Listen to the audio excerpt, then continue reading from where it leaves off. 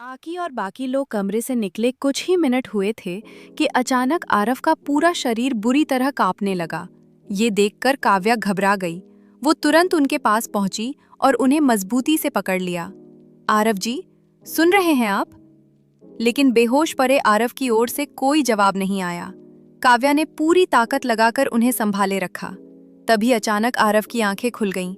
उनकी आंखें खून की तरह लाल थीं और उनमें असहनीय दर्द साफ दिखाई दे रहा था। काव्या डर गई। आरव जी, आपको क्या हो रहा है? उसकी आवाज सुनकर आरव ने धीरे धीरे उसकी ओर देखा।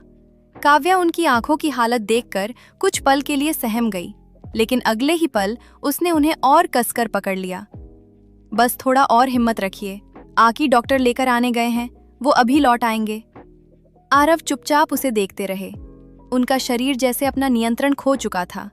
उन्हें इस हालत में देखकर काव्या ने राहत की सांस ली। अगर इस समय आरव पूरी तरह बेकाबू हो जाते तो शायद वो अकेले उन्हें संभाल भी नहीं पाती। तभी दरवाजे पर दस्तक हुई। ठक ठक ठक। काव्या चौंक कर खड़ी हो गई। क्या आकी वापस आ गए या कोई और था? वो धीरे धीरे दरवाजे के पास पहुंची। बाहर से किसी आदमी की आवाज आई। अंदर कोई है क्या? दूसरी आवाज आई। बिल्कुल है, मैंने खुद अभी किसी को अंदर जाते देखा था। काव्या समझ गई, बाहर एक नहीं कई लोग थे। फिर एक महिला बोली, चिंता मत करो, आज तुम्हें सबसे बड़ी एक्सक्लूसिव खबर मिलेगी। एक्सक्लूसिव खबर? यानी बाहर पत्रकार मौजूद थे। काव्या ने पीछे मुड़कर आरव को देखा। अगर उनकी ये हालत मीडिया के सामने आ गई तो पूरे देश में यही खबर फैल जाएगी। उसे दादाजी की बात याद आई। अगर आरव की ऐसी हालत मीडिया में आ गई तो पूरे सिंघानिया परिवार की बदनामी हो जाएगी। ये सोचकर काव्या ने तुरंत सोफा घसीटकर दरवाजे के पीछे लगा दिया। फिर पास रखी भारी अलमारी भी दरवाजे के सामने लगा दी। अब बाहर वालों के पास चाबी भी होती तो भी दरवाजा नहीं खुल सकता था। लेकिन तभी चाबी घूमने की आवाज आई। काव्या का दिल जोर से धड़कने लगा।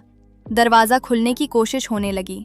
बाहर से आवाज आई, अरे ये खुल क्यों नहीं रहा? दूसरा बोला, शायद लॉक खराब है, चलो ताला खोलने वाला बुलाते हैं। कुछ लोगों के जाने की आहट सुनाई दी। काव्या जल्दी से खिड़की तक गई। नीचे होटल के बाहर भीड़ लगी थी। इतने लोगों में वो आकी को पहचान भी नहीं पा रही थी। उसने बेचैनी से आरव की ओर देखा। उनकी सांसें पहले से और तेज चल रही थीं। काव्या की घबराहट बढ़ती जा रही थी। कुछ देर बाद फिर दरवाजे का लॉक घूमने लगा। अब की बार दरवाजा थोड़ा सा खुल भी गया। काव्या ने एक नजर आरव पर डाली और मन ही मन एक फैसला कर लिया। बाहर खड़ा विक्रम वर्मा गुस्से से तिलमिला रहा था। इतनी मुश्किल से मौका मिला है, आज किसी भी कीमत पर वो आदमी मेरे हाथ से नहीं निकलना चाहिए।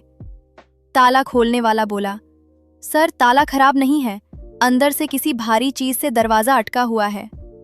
विक्रम ने अपने अडेप्टेशन की तरफ देखा। कुछ लोग बुलाओ और दरवाजा तोड़ दो। तभी अंदर से लॉक खुला। दरवाजा धीरे धीरे खुला। सामने काव्या खड़ी थी। वो नाराज होकर बोली, क्या तमाशा लगा रखा है आप लोगों ने? विक्रम ने हैरानी से पूछा, अंदर सिर्फ तुम हो? काव्या ने बिना घबराए जवाब दिया, और कौन होगा? विक्रम ने उसे हटाया और पूरे कमरे की तलाशी ली, लेकिन कमरे में उसे कोई नहीं मिला। वो हैरान रह गया। असंभव, मैंने खुद उसे यहीं आते देखा था। काव्या ने ठंडे स्वर में कहा, मैं यहाँ आराम कर रही थी और आप लोग बिना इजाजत कमरे में घुस आए। अगर मैं चाहूं तो अभी सबके सामने शिकायत कर सकती हूँ। विक्रम ने उसकी महंगी ड्रेस और गहनों पर नजर डाली। उसे समझ आ गया कि ये भी किसी बड़े घर की लड़की है। उसने तुरंत अपना रवैया बदल लिया। माफ कीजिए मैडम, आपको परेशान करने का इरादा नहीं था। फिर वो अपने आदमियों से बोला, चलो, अगर वो यहाँ नहीं है तो ज्यादा दूर भी नहीं गया होगा। सब लोग वहां से चले गए। कुछ पल बाद पूरा कॉरिडोर शांत हो गया। काव्या ने राहत की लंबी सांस ली। उसके पैरों में अब बिल्कुल ताकत नहीं बची थी। वो वापस कमरे में गई। दरवाजा फिर से बंद किया, सोफा हटाया और फर्श पर पड़े आरव को बड़ी मुश्किल से उठाकर सोफे से टिकाकर बैठाया। आरव ने आधी खुली आंखों से उसे देखा। धीरे से पूछा, सब चले गए? काव्या ने मुस्कुराकर सिर हिलाया। हाँ, जैसा आपने कहा था, वो लोग धोखा खाकर चले गए। लेकिन उसके मन में अब भी चिंता थी। आकी अभी तक वापस नहीं आए थे। बाहर कार्यक्रम भी लगभग खत्म होने वाला था। अगर अभी आरव बाहर गए तो हर कैमरा उन्हीं पर टिक जाएगा। वो बेचैनी से कमरे में चक्कर लगाने लगी। तभी दरवाजे पर फिर दस्तक हुई। काव्या फिर से सतर्क हो गई। तभी बाहर से जानी पहचानी आवाज आई, मैडम मैं आकी हूं। ये सुनते ही काव्या के चेहरे पर राहत लौट आई। उसने मुस्कुराकर आरव की ओर देखा। वो लोग आ गए, मैं दरवाजा खोलती हूं। धुंधली होती चेतना में आरव ने आखिरी बार काव्या की मुस्कान देखी और फिर पूरी तरह बेहोश हो गए। काव्या ने तुरंत दरवाजा खोला। सामने आकी और करण खड़े थे। वो घबराकर बोली, जल्दी आइए, आरव जी अभी थोड़ी देर पहले होश में आए थे लेकिन फिर बेहोश हो गए। आकी तेजी से कमरे में घुसा, लेकिन उसे आरव कहीं दिखाई नहीं दिए। उसने हैरानी से काव्या की ओर देखा। काव्या ने सोफे के पीछे इशारा करते हुए कहा, वो वहां है। आकी तुरंत पीछे गया। आरव फिर से बेहोश हो चुके थे। कुछ देर पहले जो होश आया था वो पल भर का ही था। तभी डॉक्टर भी करण के साथ कमरे में पहुंचे। उन्होंने आरव की आंखें खोलकर जल्दी से जांच की। कुछ क्षण बाद डॉक्टर बोले, अभी ये पता नहीं चल पा रहा कि इन्हें कौन सी दवा दी गई है। सही जांच के लिए इन्हें तुरंत अस्पताल ले जाना होगा। करण ने तुरंत सिर हिलाया, नहीं, इस हालत में इन्हें बाहर नहीं ले जा सकते। डॉक्टर ने चश्मा ठीक करते हुए कहा, तो फिर एक ही रास्ता है, इन्हें ऐसी दवा देनी होगी जिससे थोड़ी देर के लिए होश में रहें। करण ने गंभीर होकर पूछा, वही इंजेक्शन जो पिछली बार दिया था? डॉक्टर मुस्कुराया, दूसरा विकल्प यही है कि इन्हें इसी हालत में अस्पताल ले जाओ। उसके लहजे में जरा भी डर नहीं था, मानो उसे किसी की परवाह ही ना हो। काव्या ने हैरानी से डॉक्टर को देखा। डॉक्टर ने भी एक नजर उस पर डाली, फिर अपना बैग खोलकर एक शीशी निकाली और इंजेक्शन तैयार कर दिया। आकी ने दृढ़ आवाज में कहा, इंजेक्शन दीजिए, अगर सर होश में होते तो यही फैसला लेते। डॉक्टर ने बिना देर किए इंजेक्शन लगा दिया। कुछ ही पलों में दवा असर करने लगी। आरव ने धीरे धीरे आंखें खोल दी। इस बार उनकी आंखें पूरी तरह साफ थीं। आकी तुरंत बोला, सर, हमारे पास ज्यादा समय नहीं है। आरव ने हल्का सा सिर हिलाया, मुझे उठाओ, व्हीलचेयर तक ले चलो। आकी और करण ने मिलकर उन्हें संभाला। काव्या तुरंत व्हीलचेयर उनके पीछे ले आई। आरव ने उसकी तरफ देखकर कहा, अनन्या, तुम मुझे बाहर ले जाओ। करण, तुम लोग थोड़ी देर बाद आना। जी सर। काव्या ने गहरी सांस ली और व्हीलचेयर धकेलते हुए कमरे से बाहर निकल गई। बाहर अब भी चैरिटी इवेंट की भीड़ और शोर था। दोनों सामान्य लोगों की तरह भीड़ में शामिल हो गए। आरव ने धीमे स्वर में कहा, घबराना मत, जैसा मैंने कहा था वैसा ही करना। हम सिर्फ कार्यक्रम में आए थे और अब घर जा रहे हैं। काव्या ने धीरे से कहा, जी। उसकी चाल भी अब सामान्य हो गई। रास्ते में कई लोग आरव से मिले। आरव हर किसी से बिल्कुल सामान्य तरीके से बात करते रहे। मुख्य दरवाजे पर पहुंचकर आकी ने उन्हें छड़ी थमा दी। आरव सहारे से उठे और धीरे धीरे कार में बैठ गए। लेकिन जैसे ही कार का दरवाजा बंद हुआ, उनका शरीर एकदम ढीला पड़ गया। वो फिर से बेहोश हो गए। काव्या घबरा गई। आकी, जल्दी देखिए, आरव जी फिर बेहोश हो गए। आकी ने तुरंत ड्राइवर को एक पता बताया। कार तेज रफ्तार से शहर की सड़कों पर दौड़ने लगी। इतनी तेज गाड़ी में काव्या पहले कभी नहीं बैठी थी। कई बार उसे लगा कि वो खिड़की से टकरा जाएगी। कुछ देर बाद कार एक छोटे से आलीशान विला के सामने रुकी। आकी ने बिना समय गवाए आरव को अपनी पीठ पर उठाया और सीधे अंदर चला गया। काव्या भी उनके पीछे पीछे भागी। घर के सबसे अंदर वाले कमरे का दरवाजा खोलकर आकी नीचे उतरने लगा। काव्या चौंक गई। क्या ये बेसमेंट है? वो भी धीरे धीरे पीछे चली गई। जैसे जैसे वे आगे बढ़ते गए, रास्ते की लाइटें अपने आप जलती चली गईं। फिर अचानक सामने तेज रोशनी फैल गई। जो दृश्य काव्या ने देखा, उसे देखकर वो स्तब्ध रह गई। पूरा बेसमेंट एक आधुनिक मेडिकल सेंटर जैसा था। महंगे अस्पतालों वाली मशीनें, बड़े बड़े उपकरण, कांच से बने अलग अलग सेक्शन, सब कुछ किसी निजी अस्पताल से कम नहीं था। तभी पीछे से करण और डॉक्टर भी अंदर आ गए। करण मुस्कुराकर बोला, वहां क्यों, अंदर आ जाओ। काव्या चुपचाप अंदर चली गई। इस बीच आकी आरव को मेडिकल बेड पर लिटा चुका था। डॉक्टर ने कहा, मैं जांच शुरू करता हूं, तुम दोनों मेरी मदद करो। आकी और करण तुरंत काम में लग गए। काव्या ने झिझकते हुए पूछा, क्या मैं किसी तरह मदद कर सकती हूँ? डॉक्टर ने उसकी तरफ देखा लेकिन कुछ नहीं कहा। आकी ने भी सिर हिला दिया। केवल करण ने मुस्कुराकर कहा, नहीं भाभी, आप बैठकर आराम कीजिए। काव्या मजबूरी में पास की कुर्सी पर बैठ गई। तीनों लोग तेजी से मशीनों की मदद से आरव की जांच करने लगे। काव्या पहली बार इतनी आधुनिक मेडिकल मशीनें देख रही थी। कुछ देर बाद जांच पूरी हुई। डॉक्टर रिपोर्ट देखते हुए बोला, फिलहाल शरीर के सभी अंग सामान्य हैं। दवा का असर भी कम हो रहा है, लेकिन अभी तक समझ नहीं आया कि उन्हें आखिर कौन सी दवा दी गई है।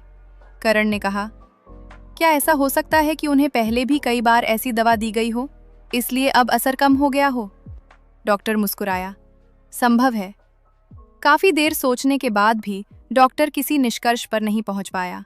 आखिर में उसने कहा, मेरे हिसाब से ये कोई हार्मोन आधारित इंजेक्शन हो सकता है। कुछ देर बाद सभी लोग बेसमेंट से ऊपर ड्राइंग रूम में आ गए। डॉक्टर आराम से कॉफी पी रहा था। करण ने नाराज होकर कहा, अंदाजे मत लगाओ, अगर आरव जाग गए और तुम जवाब नहीं दे पाए तो मुश्किल हो जाएगी। डॉक्टर ने उसे घूर कर देखा। करण ने हंसते हुए एक कप कॉफी काव्या की तरफ बढ़ाया। भाभी, कॉफी लीजिए। काव्या तुरंत सीधी होकर बैठ गई। धन्यवाद। डॉक्टर ने हैरानी से पूछा, भाभी, क्या ये सच में अनन्या है?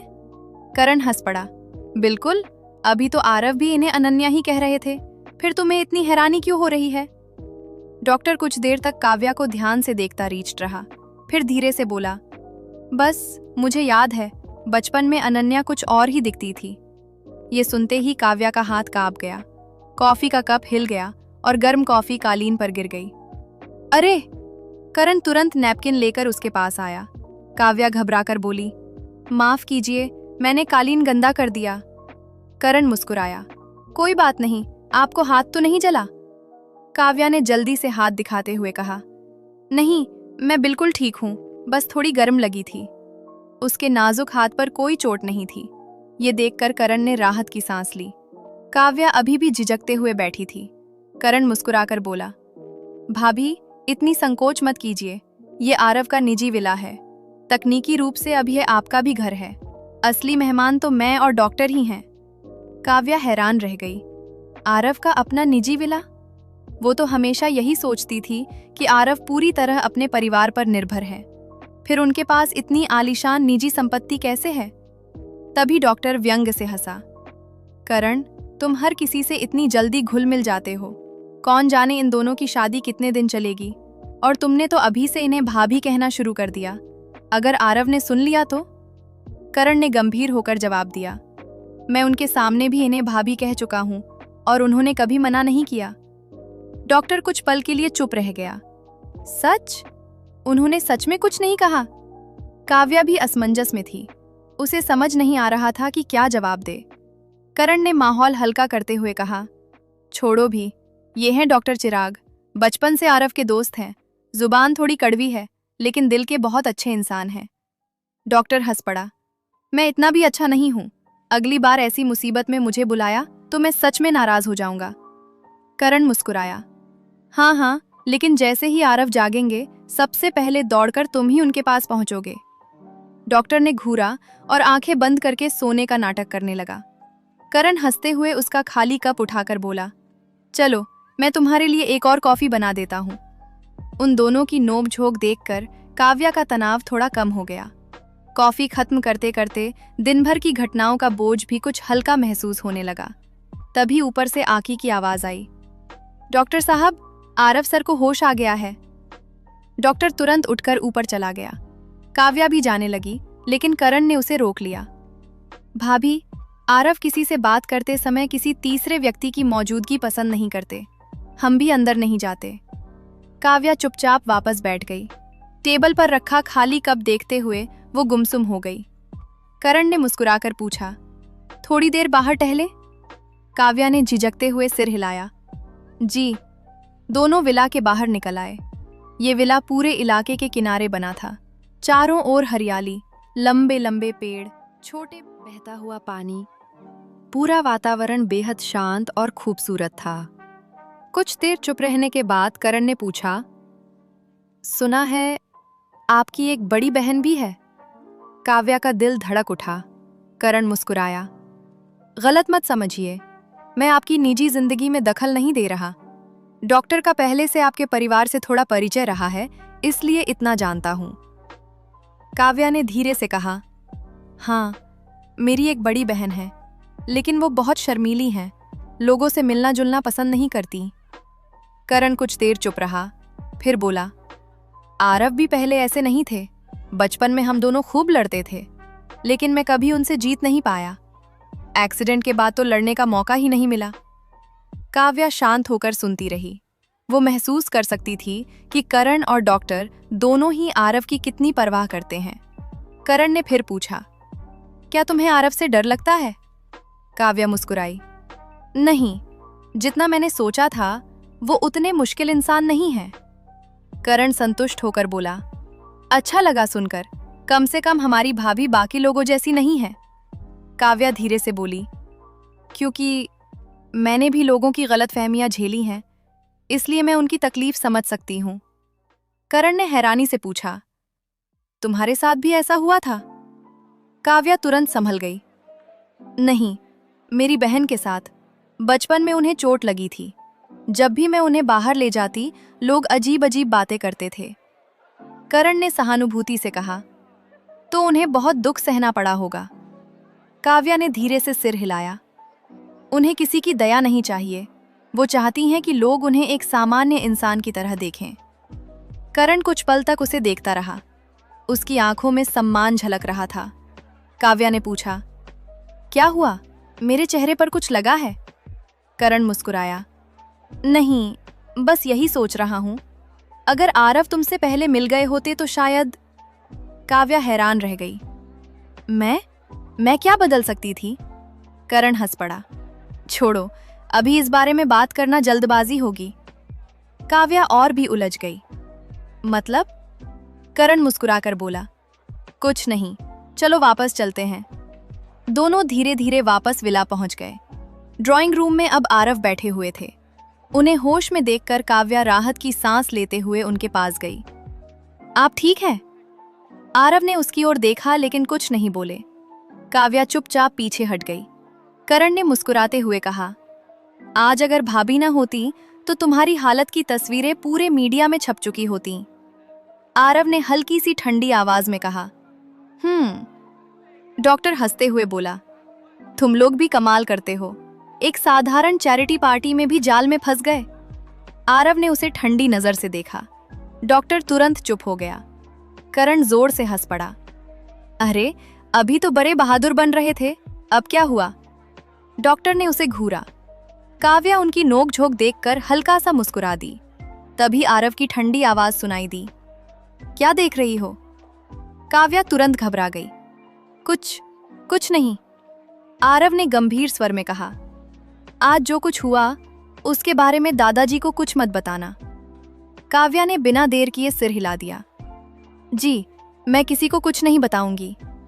फिर आरव ने आकी की तरफ टलस देखा, मुझे व्हीलचेयर पर बैठाओ। आकी ने तुरंत उन्हें सहारा देकर व्हीलचेयर पर बैठा दिया। इसके बाद उसकी नजर धीरे धीरे काव्या की ओर उठी। काव्या ने तुरंत समझ लिया कि अब यहाँ रुकना ठीक नहीं होगा। वो बिना कुछ कहे आरव की व्हीलचेयर के पीछे अकोस्टिक के पीछे आकर खड़ी हो गई।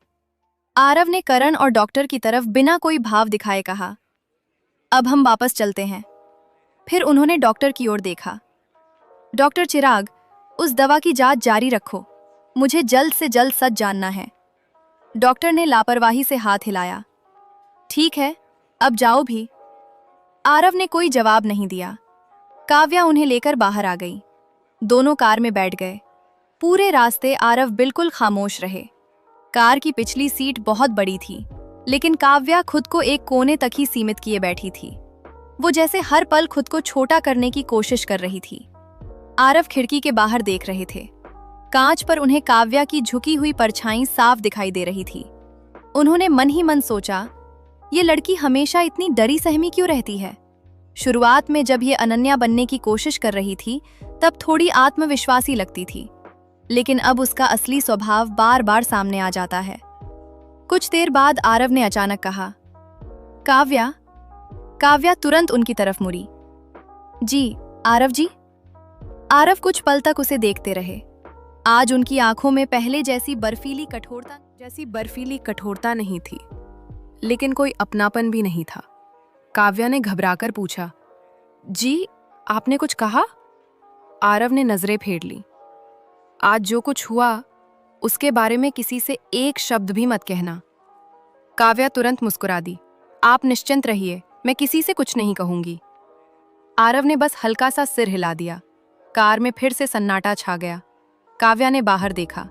ये वही रास्ता था जिस रास्ते से उसका मायका पड़ता था। उस घर में गए उसे बहुत समय हो चुका था। तभी आरव की आवाज फिर सुनाई दी। क्या देख रही हो? काव्या चौंक गई। जी, कुछ नहीं। आरव ने खिड़की के बाहर नजर डाली। एक ही पल में वो समझ गए। घर की याद आ रही है। काव्या की मुस्कान फीकी पड़ गई। उसने धीरे से सिर हिला दिया। मैं वापस नहीं जा सकती। अब वो अपने ही घर में बोझ समझी जाती थी। वापस जाना केवल नए अपमान को बुलावा देना था।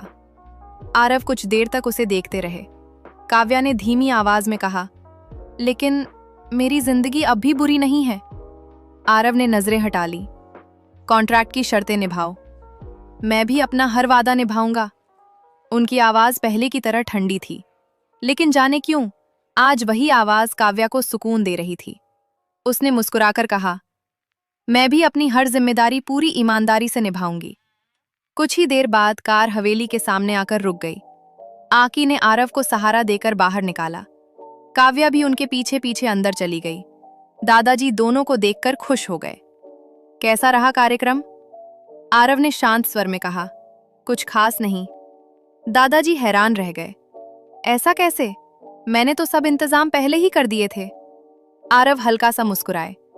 शायद आपने जितना सोचा था उतना आसान नहीं है। दादाजी ने तुरंत बात संभाली। कोई बात नहीं, कल एक और पार्टी है। इस बार शहर के सभी बड़े लोग आएंगे। आरव ने साफ इनकार कर दिया। मैं नहीं जाऊंगा। दादाजी का चेहरा उतर गया। आरव, मैं ये सब तुम्हारे भविष्य के लिए कर रहा हूं। आरव ने उनकी तरफ देखे बिना कहा, मुझे किसी की मदद नहीं चाहिए। अपना रास्ता मैं खुद बना सकता हूं। इतना कहकर वो लिफ्ट की तरफ बढ़ गए। दादाजी गुस्से से वहीं खड़े रह गए। काव्या भी उनके पीछे जाने लगी। तभी दादाजी ने उसे आवाज दी, काव्या, इधर आओ। काव्या मुस्कुराते हुए उनके पास बैठ गई। दादाजी ने गंभीर स्वर में पूछा, तुम जानती हो मैंने तुम्हें क्यों बुलाया है? काव्या का दिल धड़क उठा। उसने धीरे से कहा, अगर आज की बात है तो मैंने अपनी तरफ से पूरी कोशिश की थी। दादाजी बोले, अब तुम आरव की पत्नी हो। उनकी सफलता ही तुम्हारी सफलता है। अगर वो आगे बढ़ेंगे तभी तुम्हारा भविष्य भी सुरक्षित होगा। काव्या चुप रही। दादाजी ने फिर पूछा, क्या तुम्हें लगता है मैं गलत कह रहा हूं? काव्या ने तुरंत सिर हिलाया। नहीं, लेकिन मेरे लिए सबसे जरूरी दौलत या नाम नहीं है।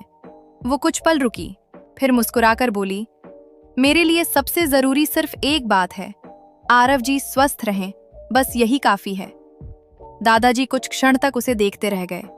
उनकी आंखों में हल्की नमी उतर आई। उन्होंने गहरी सांस ली।